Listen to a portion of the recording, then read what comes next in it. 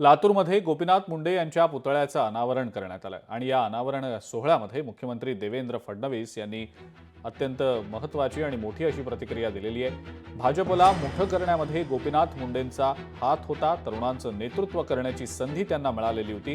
गोपीनाथ मुंडेंनी मकोकासारखा कायदा आणला। 15 वर्ष पदावर नव्हते तरी सुद्धा गोपीनाथ मुंडेंना जनतेची भरभरून साथ मिळाली असं मुख्यमंत्री म्हणाले।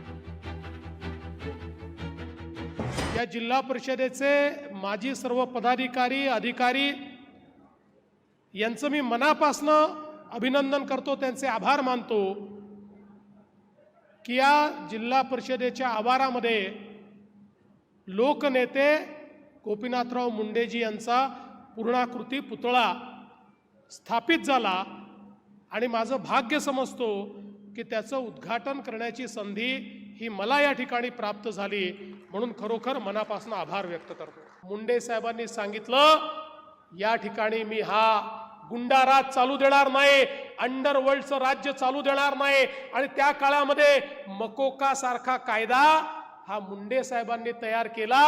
खरं तर अनेक वेळा पद गेली की लोक फारसं विचारत नाही, पद असली की समोर समोर करणारी लोक पद गेल्यानंतर दिसतही नाही, पण 15 वर्ष पदावर नसतानाही मुख्यमंत्र्यापेक्षा जास्त रुबाब असलेला नेता जर कोणी असेल तर ते आमचे गोपीनाथराव मुंडे होते।